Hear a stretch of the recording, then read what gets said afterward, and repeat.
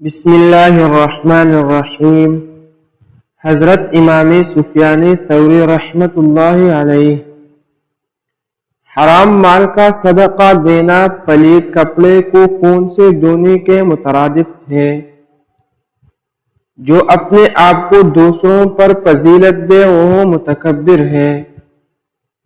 بہترین بادشاہ وہ ہے جو اہل علم کے ساتھ نشست و برخاست کرے اور ان سے علم بھی حاصل کرے۔